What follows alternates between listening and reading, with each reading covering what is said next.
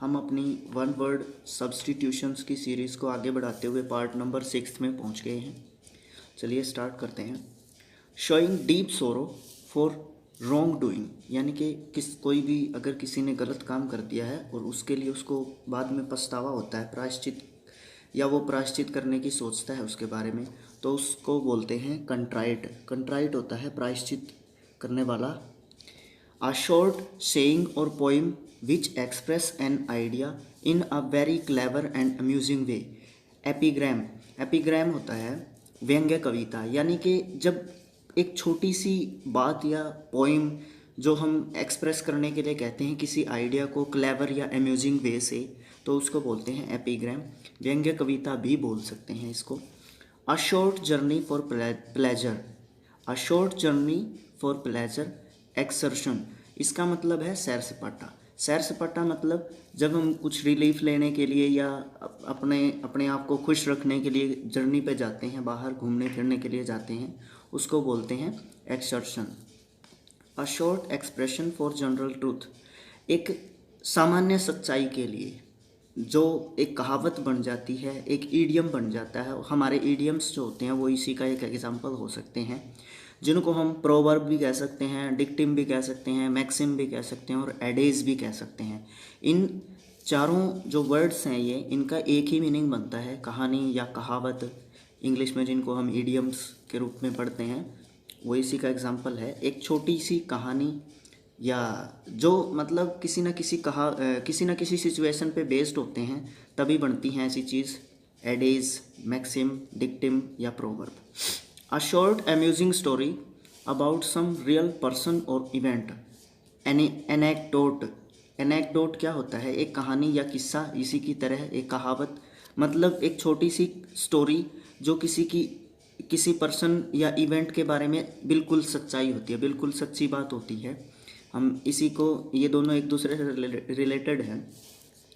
Scornful and contemptuous language, contemptuous होता है गंदा, यानी कि गलत तरीके से या गलत।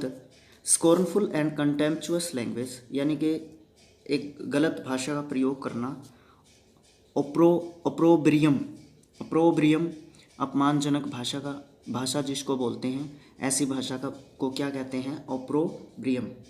साइंस ऑफ वेट, मीट्रोलॉजी, माप विज्ञान।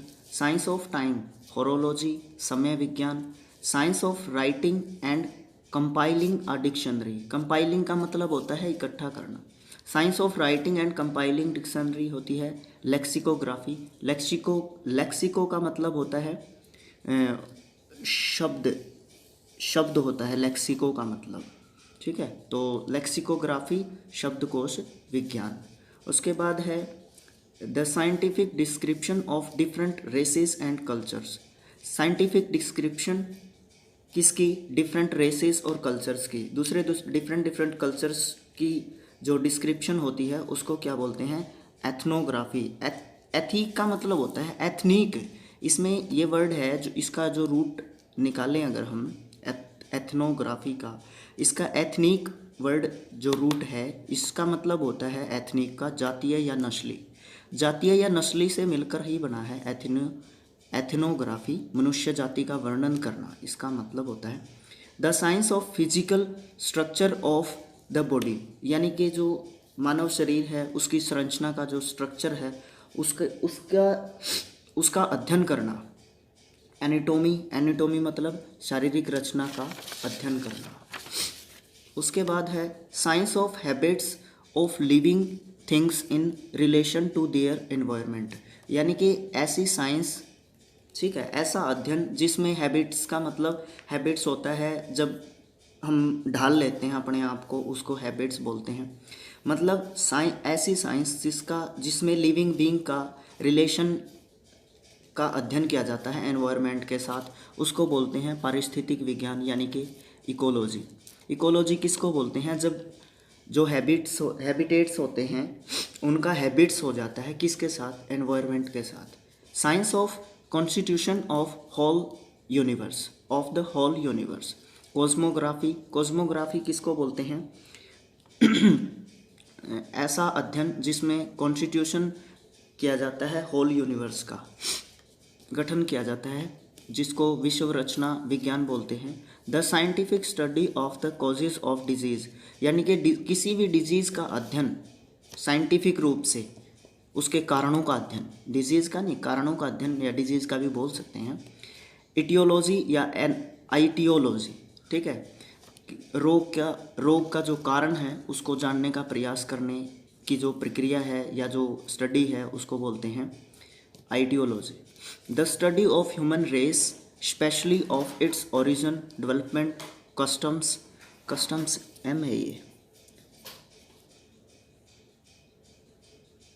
कस्टम्स एंड बिलीव्स, यानी कि ऐसा अध्ययन शास्त्र जो ह्यूमन की race, specially of its origin, जो ह्यूमन है उसका ओरिजिन कैसे हुआ, उसका डेवलपमेंट कैसे हुआ, कस्टम्स होते हैं रीति रिवाज, उसके रीति रिवाजों के बारे में या उसके विश्वासों के बारे में, ठीक है, उसका जो अध्ययन करती है, उस स्टडी बॉडी को क्या बोलते हैं?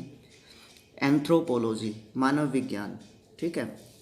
उसके बाद क्या है? Science of mechanical and industrial arts, technology, शिल्प विज्ञान। Science of healthy living, hygiene, स्वास्थ्य विज्ञान। साइंस ऑफ इंस्क्रिप्शन होते हैं अभिलेखों का जो अध्ययन करती है, यानी कि जो साइंस या ऐसी बॉडी जो इंस्क्रिप्शंस, अभिलेख जो पुराने समय में लिखे जाते थे राजा महाराजाओं के द्वारा, उनका जो स्टडी करती है उसको बोलते हैं एपिग्राफी, ठीक है। Science of human beauty, human की जो ब्यूटी है, मानव की जो सुंदरता है, उसको जो बताती है, उसके बारे में जो बताती है, उस बॉडी को बोलते हैं कैलोलॉजी, ठीक है। लास्ट है हमारा साइंस ऑफ फिक्सिंग डेट्स को फिक्स करने का जो बॉडी है, जो पार्ट है, उसको बोलते हैं